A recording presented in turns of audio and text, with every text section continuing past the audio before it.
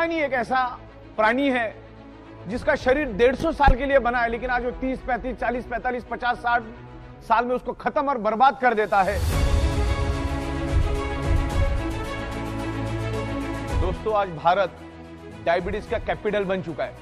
दुनिया के सबसे ज्यादा डायबिटीज के पेशेंट इंडिया में है, क्योंकि बदकिस्मती से हमारा जो फूड है वो कार्बोहाइड्रेट फूड है, और कार्बोहाइड्रेट फूड आप वेज खाओ या नॉन वेज खाओ, आने वाले 2 से ढाई घंटे में आप जो भी खाओगे उसका कन्वर्जन फैटी एसिड और ग्लूकोज में कन्वर्ट हो जाता है, और उसको जलाने का काम इंसुलिन का होता है।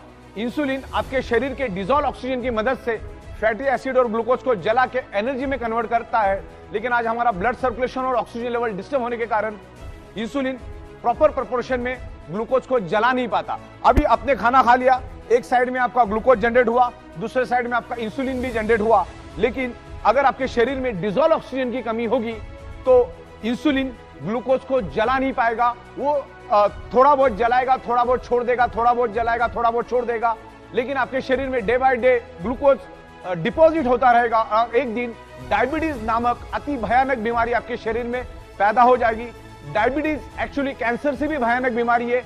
डायबिटीज आपको अंदर से खोखला कर देता है, दिमाग की तरह आपकी बॉडी बन जाती है। डायबिटीज वाला जब मरता है तो 40 से 45 ऑर्गन पार्ट फेलियर से मरता है। आपको मैं प्रैक्टिकल डेमोन्स्ट्रेशन दिखाऊंगा कि इंसुलिन और ग्लूकोज का क्या और ऑक्सीजन का क्या महत्व है। यहाँ पर एक मोमबत्ती है मेरे पास, मैं मोमबत्ती के ऊपर एक प्रैक्टिकल डेमोन्स्ट्रेशन आपको करूंगा, करके दिखाऊंगा।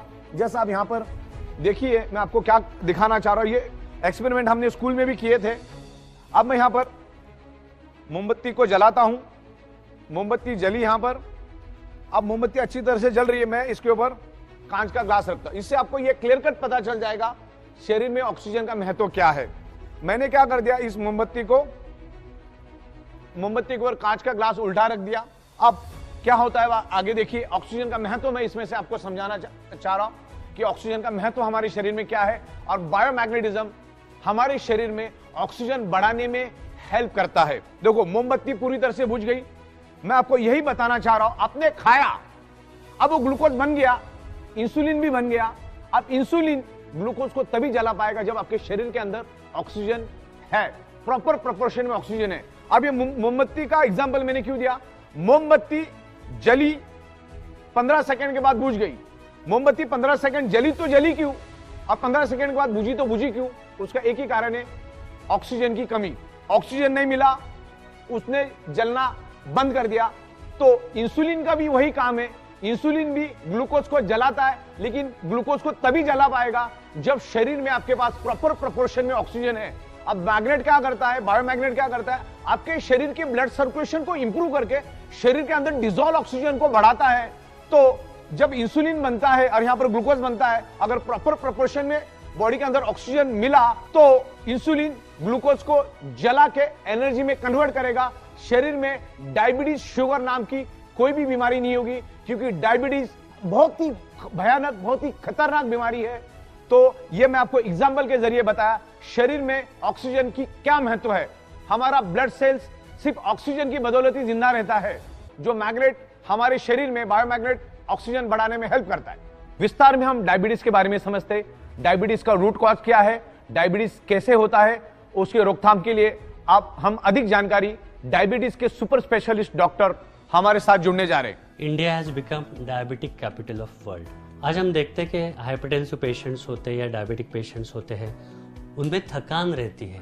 वो थकान इसलिए रहती है कि उनके जो कैपिलरीज है, उनके जो वेसल्स है या उनकी जो वेन्स है या जो आर्टरीज है, उसके अंदर प्लैक रहता है, मतलब वो थोड़ा नैरो हो जाती है, और नैरो होने की वजह से उसमें से जो जाने वाला जो ब्लड सप्लाई होता है वो थोड़ा सा कम हो जाता है, और उसके वजह से वो सप्लाई जिस ऑर्गन की तरफ जा रहा है, हार्ट की तरफ जा रहा है, ब्रेन की तरफ, किडनी की तरफ या मसल की तरफ, तो वो कम होने की वजह से उस ऑर्गन का फंक्शन बहुत तरीके से कम हो जाता है और इंसान को थकावट लगने लगती है।